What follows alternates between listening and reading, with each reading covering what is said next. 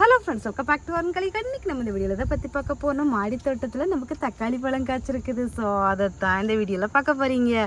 எவ்வளோ தக்காளி பழம் காய்ச்சிருக்கு ஃபஸ்ட்டு பார்க்கலாமா? இந்த செடியில் இவ்வளோ காய் இருக்குது. அப்புறமா இங்கே பாருங்க, அப்படி எட்டியெல்லாம் தொங்கிட்டெல்லாம் நிற்கிறாங்க.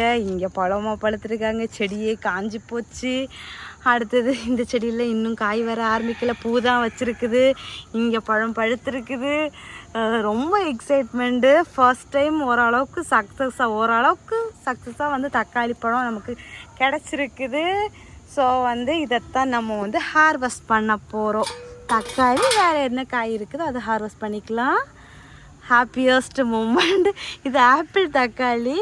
இது வந்து நான் வந்து விதை வந்து போடலை. நம்ம வெஜிடபிள் வேஸ்ட்டில் முளைச்சிருந்ததை அப்படியே எடுத்து வச்சுட்டேன். அப்புறமா இங்கே நம்ம பறிச்சிருவோம். அப்போ கொஞ்சம் அதுக்கு வெயிட் பேலன்ஸ் பண்ணுறதுக்கு நல்லாயிருக்கும். பறிச்சாச்சு. கொஞ்சம் நிறைய சேர்ந்து பழுக்கிறதுக்காக தான் வெயிட்டிங்லேயே வச்சுருந்தேன். 1 கிடைச்சாலும் 2 கிடைச்சாலும் நம்ம வீட்டு தோட்டத்துலேருந்து கிடைக்குது அப்படின்னு சொல்லும்போது அதோட சந்தோஷமே தனி தான். அது குட்டியாக இருந்தா என்ன, பெருசாக இருந்தால் என்ன. ஸோ அவ்வளோதான். பெருசாக இல்லைனாலும் 1 நாள் இல்லை 2 நாள் சமையலுக்கு வந்து என் வீட்டு தேவைக்கு போதும், தாராளம் போதும். அவ்வளோ கிடச்சிருக்காங்க. ஸோ வந்து இனி வேறு ஏதாச்சும் இருக்குதான்னு பார்க்கலாம்.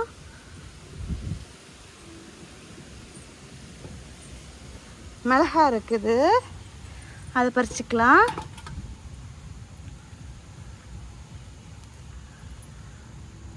ஏன்னா இது இந்த சைஸ் தான் வருது.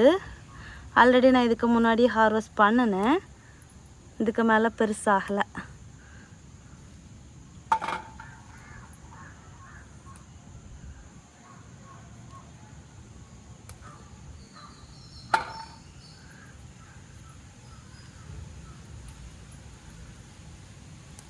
அது ஒன்று இந்த வெரைட்டியில் வந்து விதைக்கி விடணும்னு விட்டுருக்கேன்.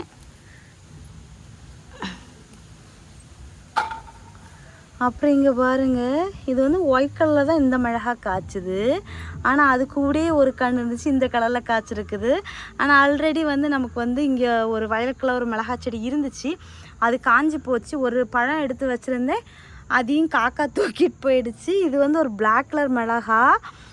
கன்னியாகுமரி விஷ்ணு நர்சரி கார்டன்லேருந்து குட்டியோன்னு நாத்தா தான் வாங்கிட்டு வந்து இப்போ சூப்பராக நல்லா வளர்ந்து வந்துட்டுருக்குது. பார்க்கலாம் எப்படி வளருது, எவ்வளோ காய்க்குது அப்படின்னு சொல்லிட்டு. அப்புறம் நம்ம தோட்டத்தோட நியூ அப்டேட்டு, சவ் ஒரு நர்சரின்னு சொல்கிறேன், ஒரு வெஜிடபிள் ஷாப்பில் தான், வெஜிடபிள் ஃப்ரூட்ஸ் எல்லாம் இருக்கிற ஷாப்பில் வந்து நான் போயிருந்தேன். அப்போ அங்கே இது நான் வாங்க போனது என்னமோ தர்பூசணி. அவங்க வந்து இதை வந்து வேஸ்ட்டில் எடுத்து போட்டு போயிட்டு இருந்தாங்க. முளை வந்துருந்துச்சு. அப்புறம் இன்னொரு காயும் கூட அவங்க வந்து எடுத்துகிட்டு போனாங்க. இது முளைச்சி வருதுன்னு நினைக்கிறேன், பார்க்கலாம். ஸோ வந்து நீங்கள் வேஸ்ட்டில் தானே போடுறீங்க, 2 காயும் கொடுங்க அப்படின்னு சொல்லிட்டு வாங்கி கொண்டு வந்து வச்சேன். முளைச்சி வருது சவ். First time வளர்த்துறேன். ரொம்ப நாள் ஆசை, இப்படி வச்சா தான் வரும்னு சொன்னாங்க. நான் நிறைய நாள் வாங்கிட்டு வந்து கீறி விதையை மட்டும் கட் பண்ணாமலாம் வச்சு பார்த்துருக்கேன். ஆனால் எனக்கு முளைச்சதில்லை. அதுக்கப்புறமா அவரைக்காய் செடி வச்சுருக்க, செடி அவரைன்னு வாங்கிட்டு வந்தேன். என்ன அவரைக்காய் வருதோ தெரியல. அதுக்கப்புறமா வந்து இது வந்து எங்கள் ஊரில் சாம்பார் மிளகான்னு சொல்லுவோம். எங்கள் அம்மா வந்து வாங்கினதில் பழுத்தது விதை இருந்தது கொடுத்தாங்க. அதை போட்டு வச்சேன். பாருங்கள் எப்படி அழகாக இருக்குது பாருங்கள், சூப்பராக வளர்ந்து வந்திருக்குது. அப்புறமா வந்து நம்ம சப்ஸ்கிரைபர் ஒருத்தங்க கொடுத்த விதை தான், பிளாக் கலர் செரி சில்லின்னு சொன்னாங்க. அதுக்கப்புறமா வந்து இது வந்து சன்ஷைன் மிளகா, அதுவும் அவங்க கொடுத்தது தான். அப்புறமா இது 2 செடி எடுத்து வைக்கிறதுக்கு பாட்டு இல்லாமல் இன்னும் எடுத்து வைக்கல. அடுத்ததாக நம்ம கோவக்காய் செடிக்கிட்ட வந்தாச்சு. கோவக்காய் ஏதாச்சும் இருக்குதா பார்ப்போம். பெரிய லாங்காக காய்க்கிற கோவக்காய் வந்து ஆல்ரெடி நம்ம வந்து ஹார்வெஸ்ட் பண்ணியாச்சு. அது வந்து பெருசாகணுங்கிறதுக்காக தான் நான் விட்டுருந்தேன், எவ்வளோ பெருசு வரும்னு பார்க்குறதுக்காக. இல்லைன்னா உங்களுக்கே தெரியும், கோவக்காய் பொறுத்தளவில் வந்து சின்னதாக பறித்து சாப்பிட்றதுக்கு தான் எனக்கு ரொம்ப ஆசை. ஸோ வந்து நமக்கு விளைஞ்செல்லாம் நிறைய கிடைக்காது. ஸோ அதனால் கிடைக்கிறத காக்கா குருவிக்கிட்டேருந்து காப்பாற்றி சாப்பிட்டுக்கிட வேண்டியது தான். ஸோ வந்து இதையுமே சின்னதாகவே குட்டியாகவே பறிச்சிட்டேன். சின்னதுன்னு எல்லாம் பார்க்க மாட்டேன், எல்லாத்தையும் பறிச்சிருவேன்.